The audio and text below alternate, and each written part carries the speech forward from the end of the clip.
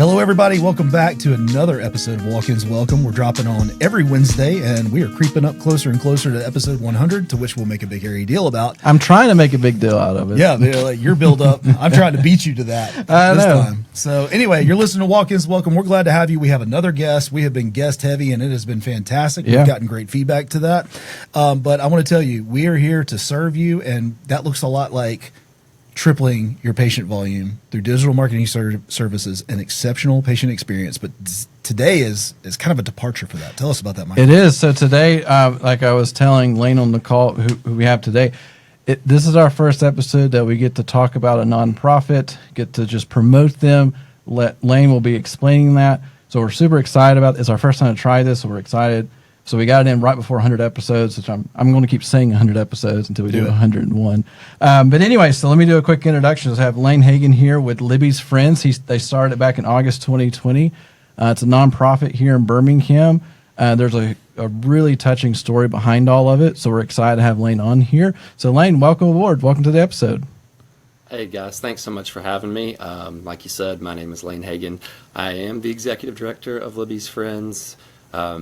Libby's Friends started back in August of 2020, and it started because my wife and I had raised a special needs daughter for 6 years at that time, and we just felt like our knowledge and the things that we had learned in those 6 years really was something we could help the special needs community with. And I guess really to understand where Libby's Friends came from, I got to know a little bit more about Libby, and that story starts a little over 9 years ago in June of 2014. She was born after a regular pregnancy, no issues, and she struggled right out of the chute, was sent to the NICU, and the doctors told us there was a lot of unknowns. They couldn't figure out what was causing the problems, but they were going to treat her, and they were going to do the best they could. But just truthfully, within the first 12 hours of her life, they pulled us into a closed-door meeting, and they said, hey, Mom, you're a nurse. Dad, you kind of understand, but not all children survive. And my wife and I, being like 26 years old, we're both kind of like, what happened? Like, where's this coming from? So we spent 38 days in the NICU, and during that NICU stay, on her 12th day of life, which would have been June 26th, 2014, she was administered a 100 times overdose of insulin, which caused a catastrophic brain injury to her. Just absolutely crippling. The injuries she went through because of that, it's hard to put into words, but they told us she'll never walk, she'll never talk, she'll never hold her head up, she can't regulate her body temperature, she's going to have a lifelong of struggling, and life is just going to be very hard for her. And they said, hey, go love your child, and she's probably going to pass away in a few months. And that was incredibly hard. You never prepare yourself for that. Parenting is a challenge, but when something like that happens so early on in her life, it's like, wow. My wife and I were completely lost, and it was hard. That is a serious oversight by the doctors. Yeah. Or I don't really know how to follow up from that from the standpoint. It's a very heavy story at the very, or it's kind of funny. We're like, Elaine, we're going to give you an icebreaker question. And then, but you went in straight into the story, like, well, I don't want to follow up on that. So. Right. Well, I mean, I've got lots of comments that I can make personally, but but from the standpoint of reconciling, here a doctor that you've entrusted with your new baby, and they give you 100x dosage of insulin that was an unnecessary cause of the state of Libby today, right? Yep. How do you even begin to process that? So when it happened, I had a really good routine of checking in every morning, because my wife and I, we didn't we didn't spend the night at the hospital. We would go home every night, and we'd wake up the next morning, and I would call, and I would say, hey, give me an update. How did she do overnight? What is everything looking like? And at that point, I knew what all of our numbers were supposed to be. And I remember the morning that I called, the nurse was very frantic and just wouldn't give me a lot of answers. And I was like, I need to go up quickly. So my father-in-law jumped in the car, and we got up there, and I knew something was off really quickly. The numbers were different than what they had been. Previously we were battling high numbers, and this time her blood sugar was bottomed out, and they were like, it's not registering, which according to what they told us at the time meant it was less than 20. And they didn't give us a time frame. They didn't give us any immediate answers, but later that day when Kathryn arrived, the neurologist or the pediatric NICU doctor was like, hey, we suspect something happened in the pharmacy. We're going to do an investigation, and we'll give you more information. And the next day, they brought us in. They closed the door. It was this president of quality assurance for the hospital, the director of the NICU, a neonatologist, and then I think maybe our floor nurse. And they were like, we found an error in the pharmacy. We're sorry. And that was it. There was nothing, there wasn't specific other than, hey, there's an error made. And my wife was a pediatric nurse at the time. She knew I had a pharmacy background and a quality control background. I was like, something happened clearly that caused her to go through this. And so we weren't naive to the fact that some error was made. But when the rest of the stay was up and down, the hospital kind of just put somebody at our doorstep every day to say, hey, we're kind of monitoring you. We're watching your social media to make sure you're not saying anything negative about us, yada, yada, yada. So my wife and I... Really? Golly, Bob. They covered their butts. I guess I understand. But my wife and I tried to handle it with as much respect as we could. And when we shook their hands and walked away after 38 days, they brought in an outside doctor, and he was kind of the bearer of bad news per se. Was, this is what she's never going to do. This is what happened, yada, yada, yada. And I asked him, I was like, do you feel like her injury would have been as severe without this overdose? And he said, no way. And it was that decision, or that comment, that made my wife and I were like, okay, we've got to take legal action. Libby's life is going to be altered severely because of this. My wife is going to have to retire from her profession to take care of Libby. There has to be something change. We don't want it to happen to another child. I mean, yet alone it's bad enough living through it myself. I could never have it on my shoulders knowing that we let it go and somebody else had to deal with it as well. So we did take legal action and spent 2 years in litigation against the hospital that they fought and said they didn't cause it and yada, yada, yada. Well, I don't know what the right question to ask from, what were the outcomes and all that. That may be personal and private, and you may not want to talk to that, and I get that. But I will ask, you're trying to love a child in a very specific set of circumstances. This is not like your normal crazy crying, won't latch, has colic. This is totally different.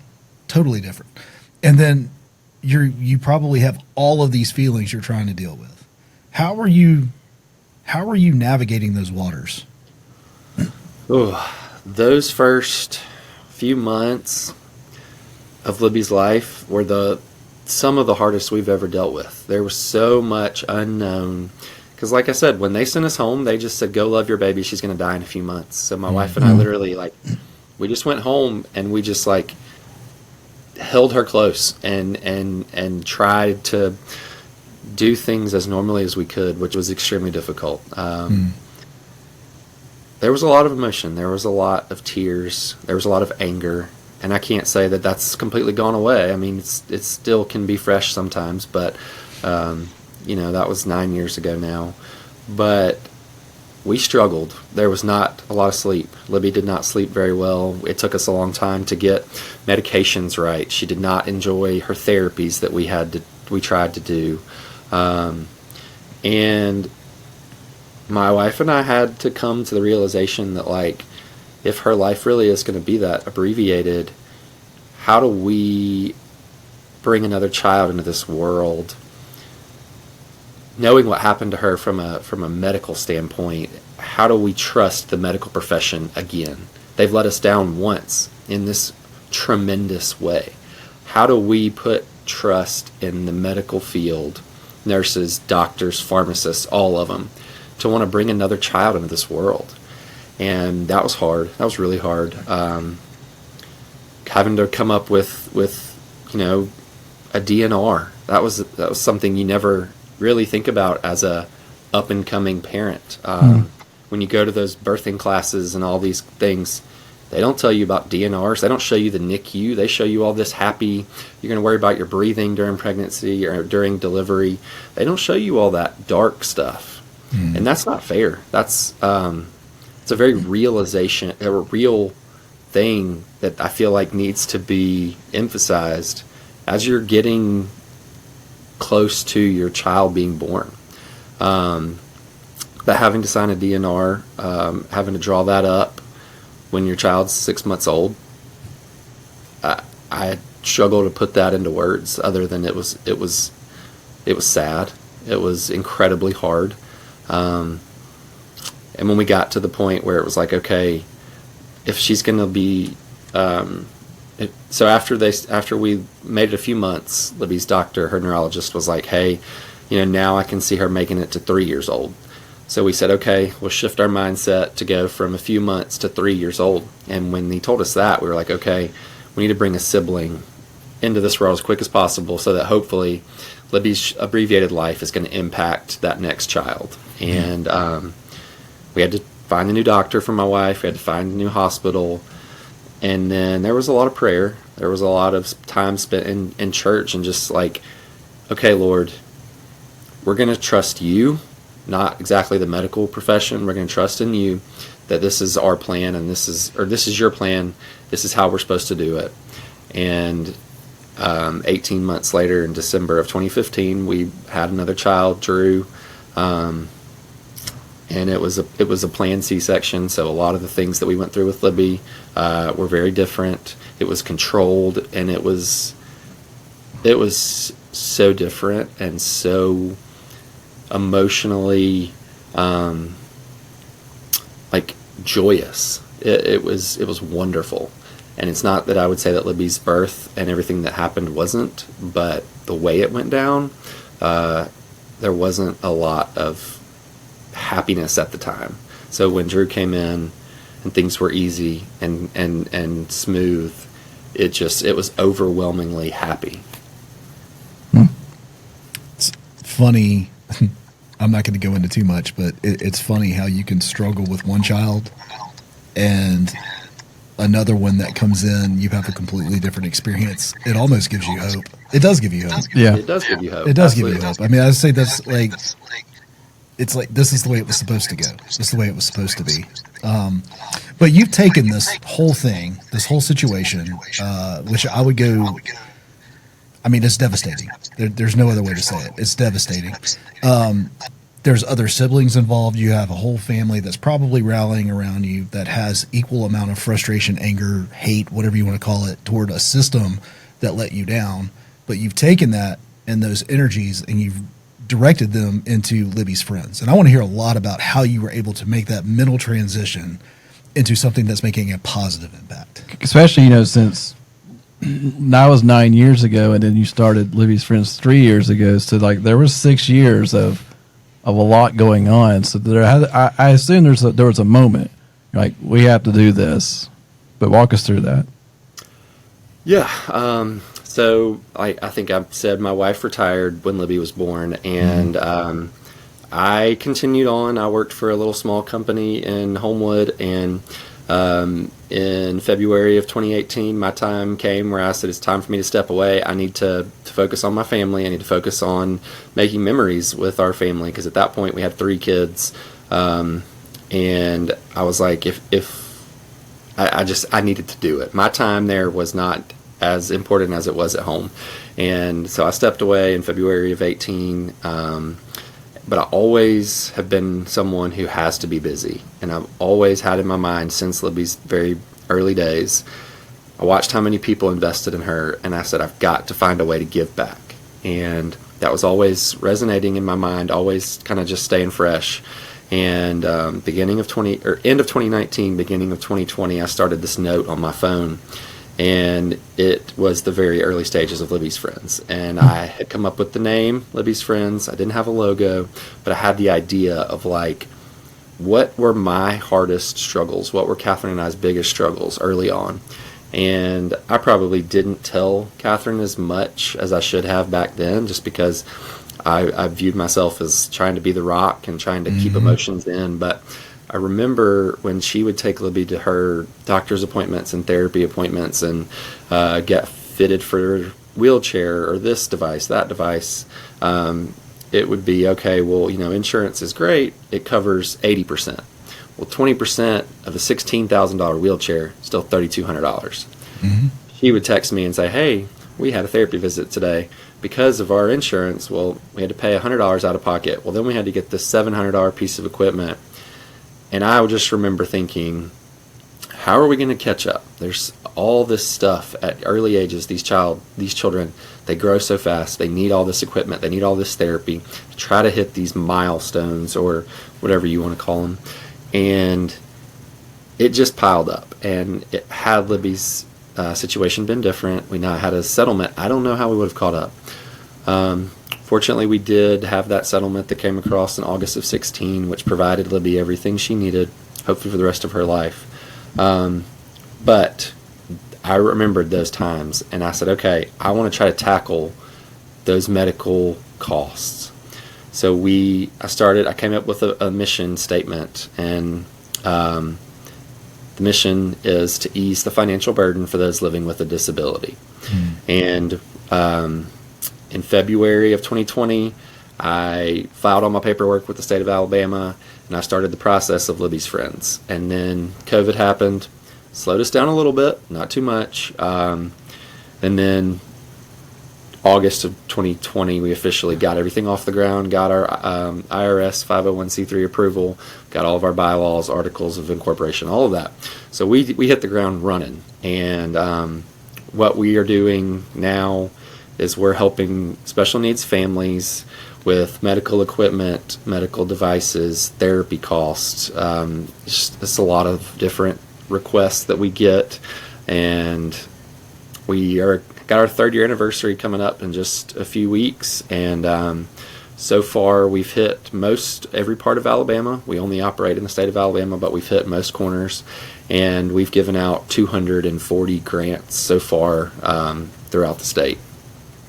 Oh, that's unbelievable. Congratulations on that. That's huge. Especially such a short amount of time. So how do you raise the money for this? So it's, a lot of private fundraising through family, friends, through fundraising events. So far in 2023, we've had a crawfish boil back in April that was thrown by our junior board, which was a huge success. And then we had a golf tournament in May that was put on by our board of directors, and it was a huge success as well.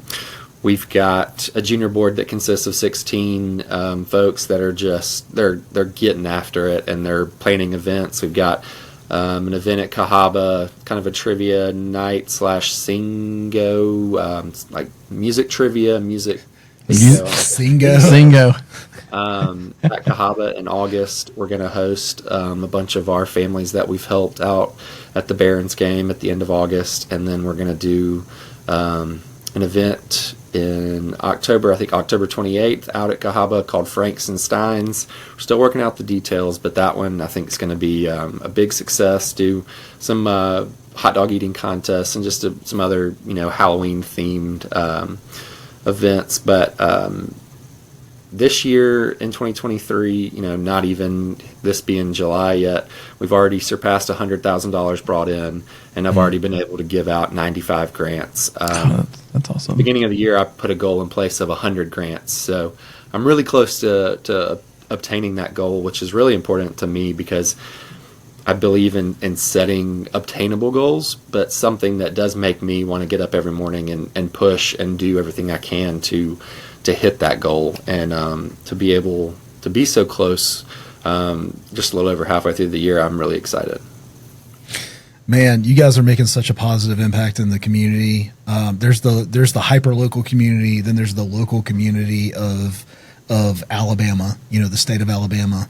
It would be awesome to see this go on a bigger scale even than that, as doors open up and people get involved and people get excited about it. I'd like to hear a little bit about Libby and her personality. And I mean, she's 9 now, I believe. She just turned 9 2 weeks ago. Tell me about her. So Libby's first 8 years, she was so happy and so joyous. And let me start again. That first year was tough. After we got our medications straightened out, she was the happiest, easygoing, just a delight. And she loved school. She loved being social. She loves music. She loves her siblings. One of the weird things, she's always loved hearing her siblings get in trouble and cry. Always had a positive reaction to that, which my sister loves that too. I was going to say that. I think that's a natural sibling thing. Unfortunately, back in April, we did have to enter Libby into hospice care, just because we came to the conclusion that her hospitalizations were not really getting us anywhere. It came back every time we would go to the hospital. It was like, she's got a common cold. There's not a lot we can do for her. But we would spend 3 and 4 days in the hospital, and there just wasn't like a cure for it. It was just like, we got to wait it out. And she never enjoyed it. Obviously, we didn't enjoy it. And it was hard for us. But I was talking to one of her doctors in April, 1st of April, and I said, hey, we just got out of the hospital for 3 days, and it was common cold. And he said, you know what? If y'all are at a point where you don't want to take her back to the hospital, that's fine. We got to bring hospice in if that's the case. And he was like, I know that's a scary thought. But just think of it, it's home health. You're having people come to you now to take care of Libby instead of you taking her somewhere to be taken care of. And that was hard. With everything that's gone on in my mind, I thought I kind of prepared myself for some of these hard conversations like that. But when he told me that, I broke down. I lost it, and that was hard. We've had a lot of hard days in the past few weeks. Since we've started hospice, it's been a roller coaster. It's been up, it's been down. We probably had a few days where we didn't know if tomorrow was going to come for her. And that's hard. That's really hard. We have 3 other kids now. They are all about Libby. They worship the ground that Libby rolls on, and they kiss her feet. I'm not supposed to laugh at that, but that was funny. The roll. This is why I'm going to burn when this episode is over. I'm sorry. But it's true. They always try to make sure she's taken care of, and if there's something that they can see is wrong with Libby, and they see how it affects us, they really try to how can we help? What can we do? And that's good. It's helpful, but it also is hard on us because it's like we want them to try to remember the good times, and they see us struggling and they see Libby struggling, and I feel like it's easier for us because we're older. We have those longer memories, but those little younger brains, they're so impressionable at the time. And so right now, just truthfully, it's hard. It's very hard. But we're just taking every day as a blessing, and we're doing as much as we can. Just celebrated her 9th birthday at the beach, and we're down here for the 4th of July again, and just trying to literally take every day as one at a time. It takes an insane amount of courage to lead a family. It takes even more to lead a family with a special needs person. I want to commend you for the work that you put in. I can hear the emotion in your voice. Not everybody's going to be able to, see this episode on YouTube, but they'll be able to hear it coming through, their car stereos and all that. It sounds to me, though, like it's not a wasted life. It sounds to me like this is a life that had purpose. I'm not trying to put a Band-Aid on a bad situation, okay? Right? But what I'm saying, though, is there's going to be a legacy that's going to live on, and there's going to be a legacy that's going to continue to have an impact on communities because of a life lived, right? Yeah, I mean, that's one of my biggest hopes and dreams is when I started this, I didn't know how viable it was. I had a conversation with one of her very first therapists before we started it back in February of 2020, and I said, hey, I have this idea. Is this even something that could help? Like, would it take off? And she told me, she was like, if you can do this, you're going to be a godsend to a lot of people. Mm-hmm. And I was like, okay, this is it. I'm going to go and run with it. And obviously being able to just have another platform to tell Libby's story. But like you said, something that I hope will be going on for many, many, many years.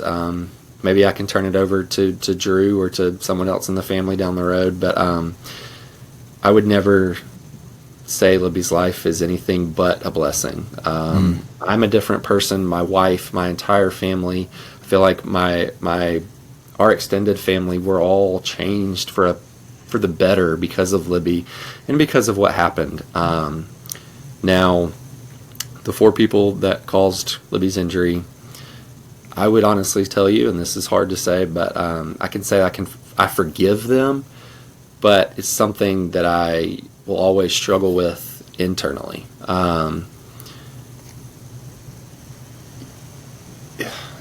It's hard to put into words the amount of pain we've been through, but I know the difference that's being made because of it, and that kind of does put a Band-Aid over it. That kind of does take a little bit of the sting away. Mm-hmm. And we've had a ton of support from the community, and I could not have done this without all of that support. Birmingham and Alabama in general has been very, very good to us, and I'm very thankful for that. This job has been incredibly gratifying. I've met some amazing people, and I thank the Lord every day, as hard as the days can be, that I am lucky enough to be Libby's dad first and foremost, but to get to be in this family and to lead it and to have started Libby's Friends and to be able to just continue to hopefully positively impact the special needs community. It's one of my largest blessings. So, talking about Libby's Friends, the nonprofit itself, so there's 2 sides to most nonprofits. There's the donor side and those who receive the benefits of the nonprofit. So tell us how does one interact with Libby's Friends from a donor side, and then if I'm looking for some help, how does that work? So we have a very active social media. We're on Facebook. It's at Libby's Friends, and then it's the same on Instagram. And they're super active. I've got 2 ladies that are just crushing it. It was never my strong point. My wife really helped me in the early stages, and then in the past, I guess 6-8 months, I've kind of handed it over to 2 other ladies, and they're crushing it. They're getting 3 posts out there a week. We're highlighting different things we're able to do in the community. We're highlighting children and adults that receive our services, and then just making sure there's awareness out there about not just special needs, but all different things, like events for other organizations and support groups and just all kind of stuff. And then we have a website, which is libbysfriends.org. You can go there, and it's got videos that tell a little bit more about Libby's backstory. It's got bios of all of our board members and junior board members. And then there's links to donate, and there's just, pictures of our family and Libby. And there's the application, which was where you can go to start the process if you do need assistance. I think I covered everything. Yeah, social media and website are the two biggest things I can think of from that perspective. And we put those links in the show notes, so if anybody's curious, want to learn more, we'll have the links in the show notes for you guys to reach out. Lane, thank you. Thank you for coming on. We're already at our 30-minute mark, so we'll have to close things up. But thank you so much for taking time out talking to us, talking about Libby's Friends. I would say this has probably been us being the quietest we've ever been on an episode. We're just listening, right, and it's just been so good. So we appreciate that greatly. we've been having a conversation with Lane Hagan with Libby's Friends, and I want to encourage everybody who's listening. There's whether it impacts you personally or whether it impacts you locally, you can make differences in other people's lives, especially if you have a passion for the special needs community. I know I do. Go to libbysfriends.org, get involved, reach out to Lane through their online platform there. You can fill out a contact us form. Lane, thank you for coming on the show. Is there any last parting words you want to talk to the Walk-Ins audience? Thank you all for having me and letting me share our story and Libby's story, and just thanks for the support. It's really very much appreciated, and I couldn't do it without the community out there propping us up. Absolutely. Awesome. Lane, thanks for being on the show today. Absolutely. Thank you. All right. See ya. Thank you.